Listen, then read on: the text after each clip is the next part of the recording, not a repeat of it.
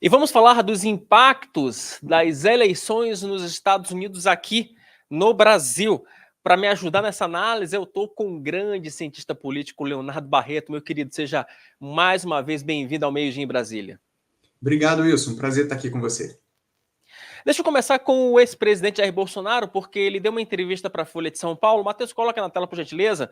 Porque o ex-presidente Jair Bolsonaro falou para a Folha de São Paulo que a eleição do Trump pode ajudá-lo a voltar ao Palácio do Planalto. Vai descendo um pouquinho, Matheus, por gentileza. Post que nós publicamos mais cedo com essa repercussão. Pode descer, Matheus. Desça com... Pronto, aí. Ele fala o seguinte, questionado sobre o cenário para 2026, ele fala o seguinte, a eleição do Trump vai refletir no mundo. É um país que é a maior democracia do mundo, projeto Poder, que faz valer a pena a sua força. Desce um pouquinho mais, Matheus, porque tem outro trecho em que o ex-presidente fala. Pode descer um pouquinho mais? Tá aí. Acredito que só o fato da eleição dele, o que ele tem falado de liberdade, enfim, faz essa correlação direta a uma maior liberdade de expressão. Inclusive, ele citou o Elon Musk também como um personagem importante. Traz para cá, Matheus, porque ontem a ministra da Igualdade Racial, a Aniele Franco, ela falou também sobre a eleição do Trump. Matheus, solta esse trecho, por gentileza. Eu acordei na madrugada para checar o resultado, né?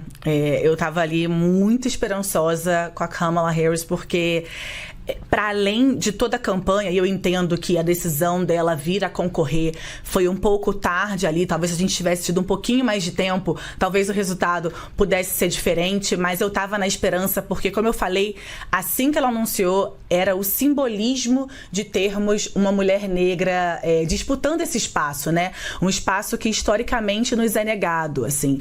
Tem muita luta pela frente, né? Ainda há muita luta pela frente, é impossível a gente acordar e ver esse resultado sem pensar no tanto que ainda temos que caminhar, né? As mulheres têm cada vez mais demonstrado que, e comprovado também, né, que estamos prontas e aptas a estarem em qualquer lugar que seja de poder de decisão, e eu acho que a Kamala trazia, né, essa esperança, traz na verdade ainda, porque se Deus quiser ainda tem uma carreira brilhante pela frente, mas agora é seguir lutando, seguir, como sempre, defendendo as nossas pautas, independente, né, de quem esteja lá, seguiremos daqui com os nossos valores, acreditando sim em projetos políticos de países que nos representem. Aquilo que a gente fala, né, Leonardo? Depois das eleições municipais de 24, agora já está todo mundo de olho nas eleições de 26. E o fator Trump, ele de fato foi comemorado pela direita. Matheus, coloca por gentileza aí o tweet do Felipe Barros, líder da oposição lá na Câmara, que ele fala o seguinte, olha só, no Senado, a maioria é do Partido Republicano, assim como nos Estados Unidos, em que o povo votou pelo retorno do Trump, em 2026 veremos Jair Bolsonaro subir a rampa do Palácio do Planalto.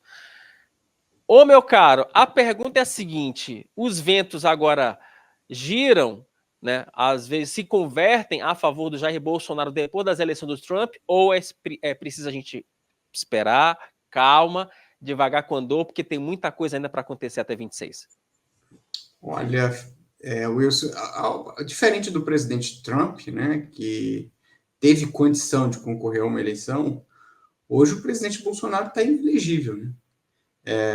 Então, o que talvez ele espere é que um clamor popular, algum tipo de pressão, movimente o Congresso na votação de uma lei de anistia, e essa movimentação ela tem a força suficiente para que o STF não casse, ou pelo mesmo reverta, né, a condenação e dê a ele uma condição de elegibilidade.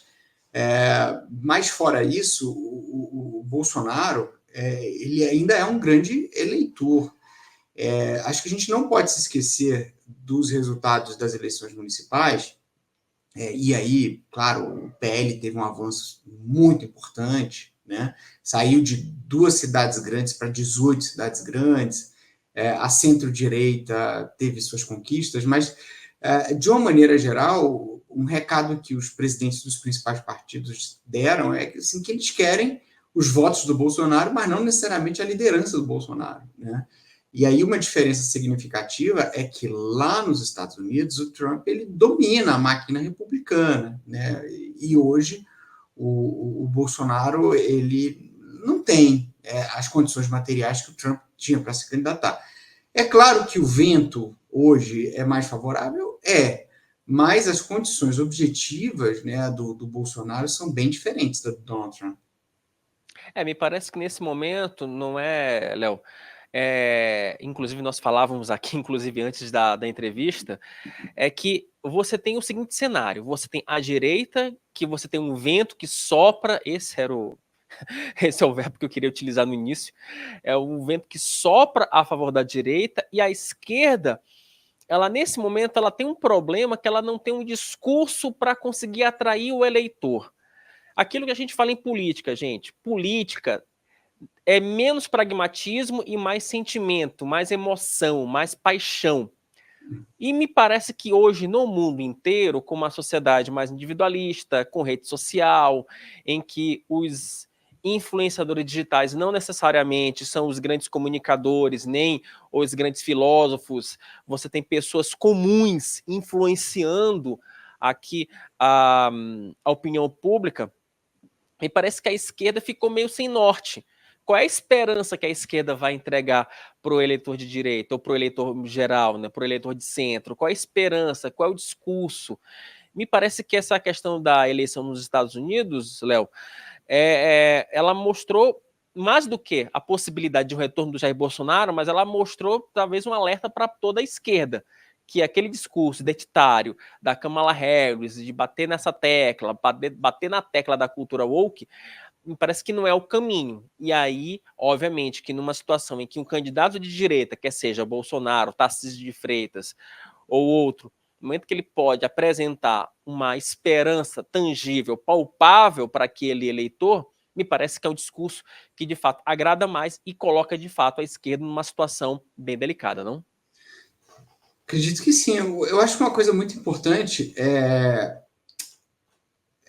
que o Bolsonaro, é curioso, né? Ele, de certa maneira, ele tem um papel fundamental em 2026, mas talvez não como candidato, como eleitor, né?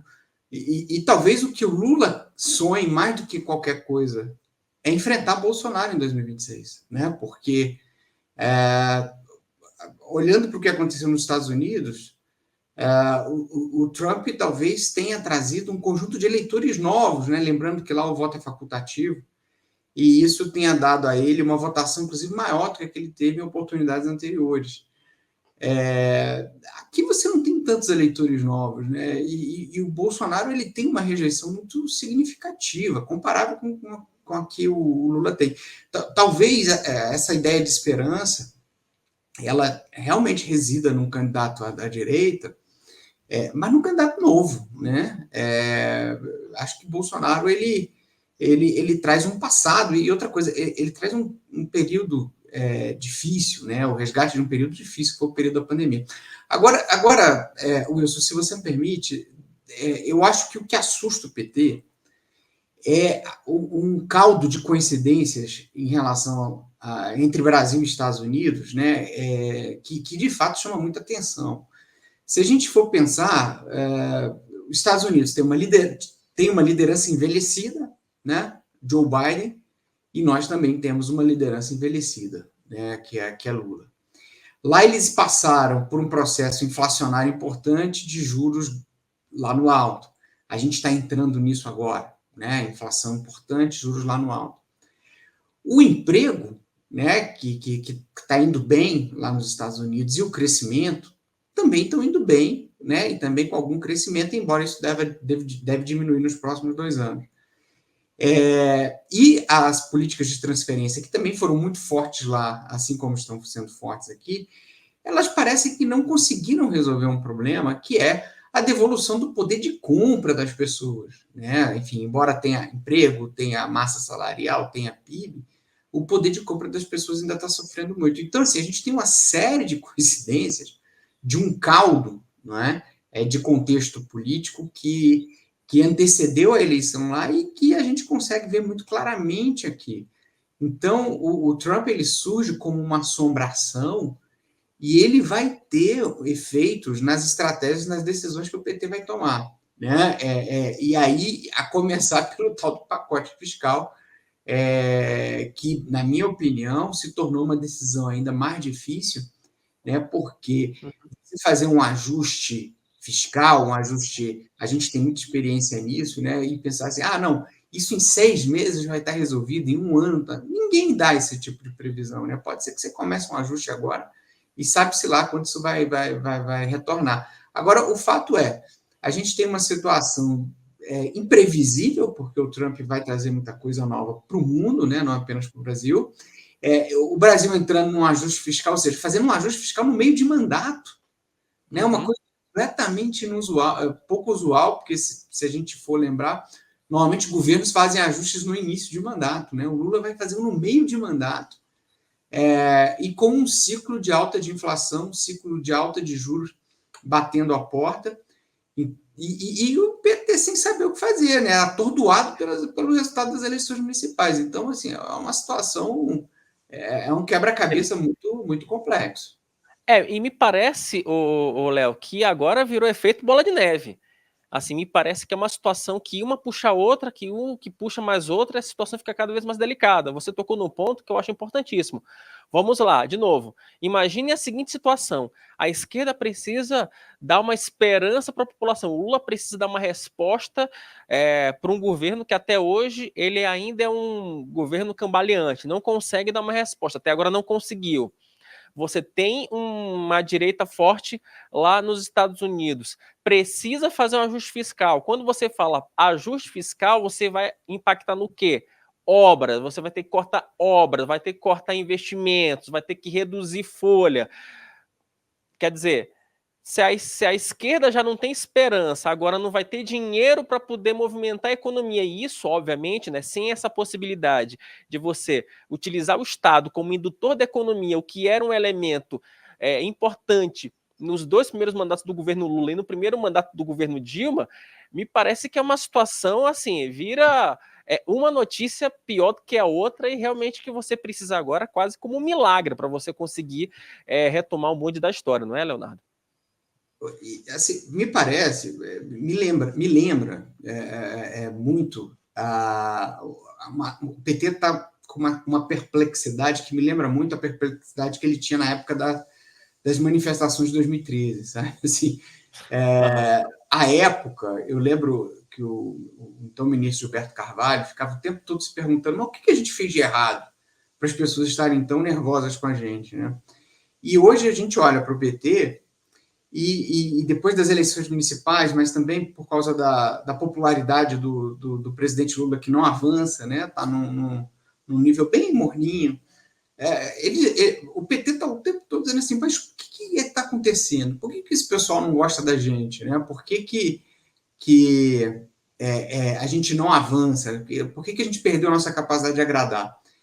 E aí é muito curioso porque o que mais tem é líder petista dizendo, precisamos conversar, precisamos ouvir a sociedade, precisamos empolgar a juventude, precisamos... ok, assim, ouvir nunca foi muito a do PT, né? Mas por questão de DNA mesmo, né? O centralismo democrático, que é uma estrutura de comando vertical, típica de partidos de esquerda, tem esse problema. Mas vamos lá, vamos imaginar que o PT consiga abrir os ouvidos e sentar-se à mesa com as pessoas. O que ele vai ouvir? Né? O que ele vai ouvir?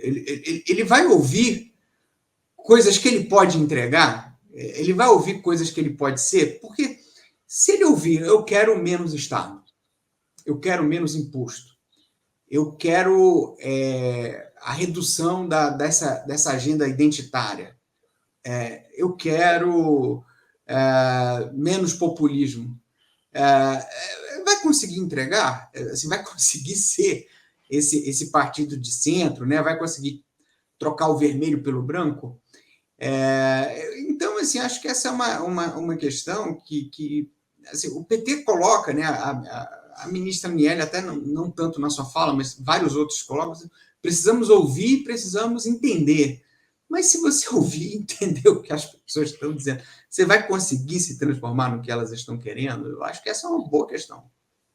Eu acho que o seguinte, só para fechar, Leonardo, eu acho que eu tenho uma teoria em relação a PT, a político, a nós jornalistas e, enfim, alguns influenciadores.